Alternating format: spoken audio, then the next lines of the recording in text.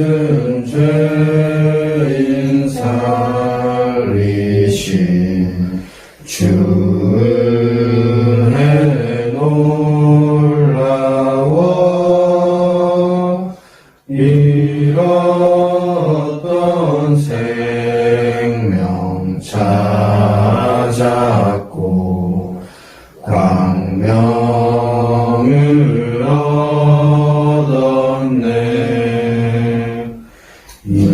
이제껏 내가 산 것도 주님의 은혜라.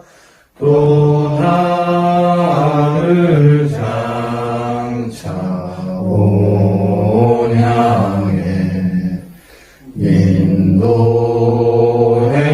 주시리. 거기서 우리 영원히 주님의 은혜로 해처럼 밝게 살면서 주 찬양하리라. 아멘. 천국에도 빈부의 격차가 있나요? 아니면 완전히 평등한가요? 천국 상급에 대해서는 다양한 의견들이 있습니다. 차등이 있는 물질적 상급을 주장하는 분이 있고요. 차등은 없다. 구원 자체가 상급이다. 이렇게 말하는 분도 있고요. 어떤 분들은 상급이라는 것 자체가 없다고 주장하는 분들도 있습니다. 로마 가톨릭이나 유대 공로 사상에서 말하는 잘못된 공로주의는 배격하지만 상급, 상이라는 성경의 약속은 분명히 있습니다. 혹 상급을 기대하는 것을 순수하지 못하다고 생각하고 있지는 않습니까? 모세는 상주심을 바라보았다 했고 바울도 위에서 부르신 부름의 상을 위하여 표대를 향하여 쫓아가노라 했는데 모세 또는 바울이 순수하지 못해서 상을 바라본 것은 아니리라 생각합니다. 히브리서 11장 6절에서는 하나님께 나아가는 자는 반드시 그가 계신 것과 또한 그가 자기를 찾는 자들에게 상 주시는 이심을 믿어야 할지니라 말씀하고 있습니다. 그래서 하나님이 약속하신 상급을 바라보는 것은 바른 신앙이고 오히려 순수한 것입니다. 상 주시는 이 곧 하나님을 부인하는 것이 속된 것이고 오히려 이것은 자신의 미덕을 자랑하는 인본주의적 사고이지는 않을지 생각해 봐야 하는 것입니다. 성경은 상급에 대해서 분명히 밝히고 있습니다.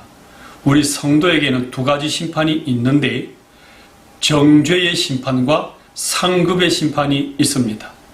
정죄의 심판은 예수님이 우리 죄 대신 죽으심으로 우리가 받을 심판을 대신 받으셨기 때문에 우리는 이 정죄 심판은 받지 않고 행위를 따라주시는 상급 심판이 기다리고 있습니다.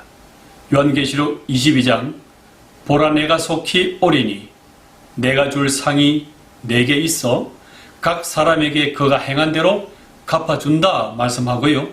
마태복음 5장에서는 나를 인하여 너희를 욕하고 핍박하고 거짓으로 너희를 거스리는 모든 악한 말을 할 때는 복이 있으니 하늘에서 너희 상이 큼이라 말씀하고 있고요.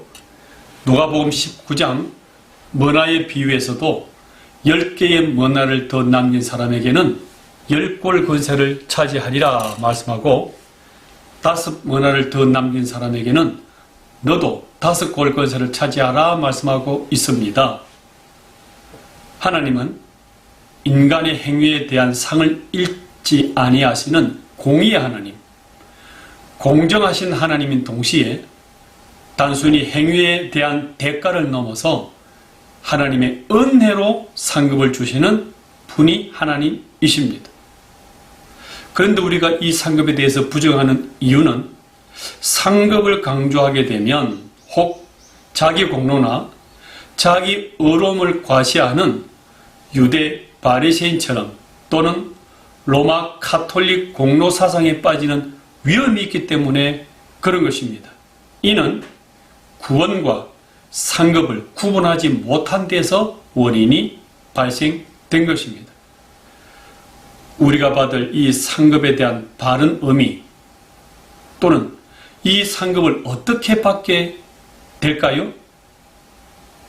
칼빈은 기독교 강요 3권 15장에서 로마 카톨릭의 공로 사상에 대해서는 반박을 하면서 이렇게 말을 합니다. 공로라는 말은 성경에 없는 잘못된 말이며 위험한 말이다.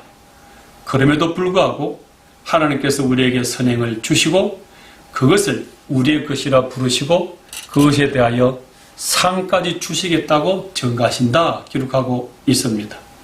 이는 인간의 보상 개념과 달리 전적으로 하나님의 주권적인 은혜로 주시는 선물적인 개념인 것입니다.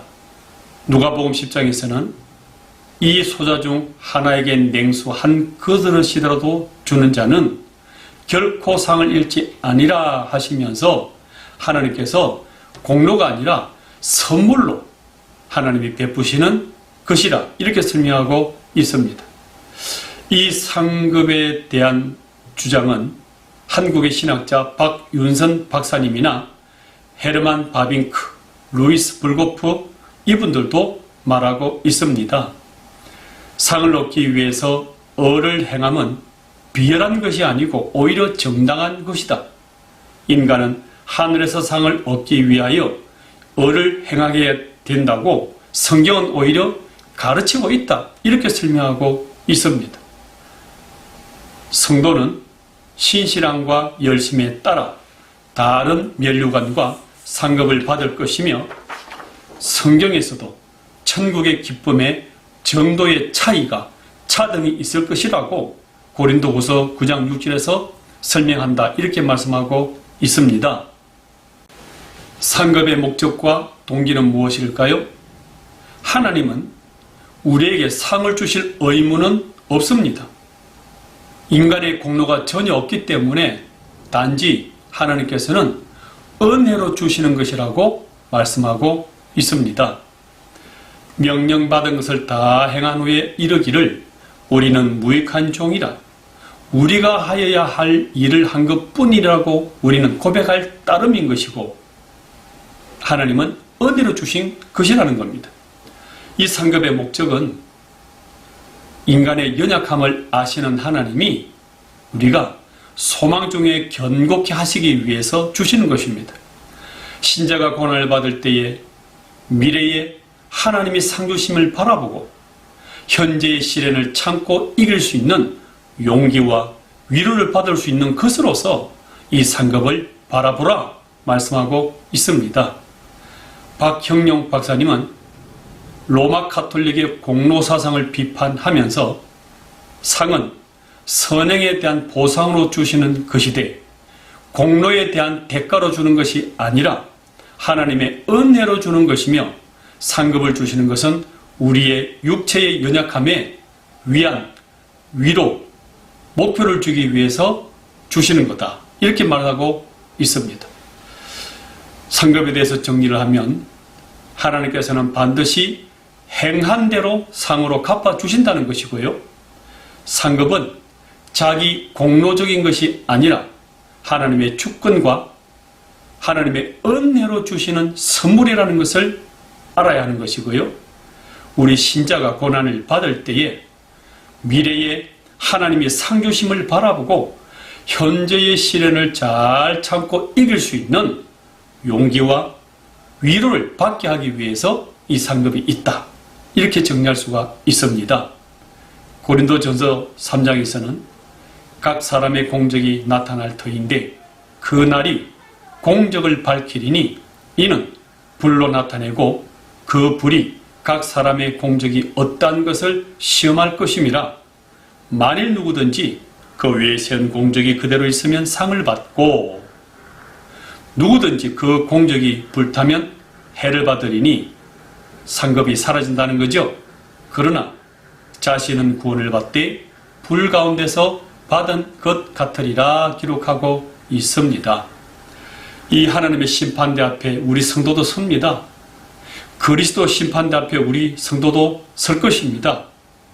그 목적은 우리가 죄가 없는 무죄하다는 것을 선언받기 위함이고 또는 행한 대로 받는 상급을 주시는 그 심판대로 우리에게 하나님이 오신다. 이렇게 말씀하고 있습니다. 이제는 다 같이 디베이트 시간을 갖도록 하겠습니다. 부모님, 가장께서 질문, 토론을 진행해 주시고 마무리를 하시고 기도하심으로 마치시면 되겠습니다.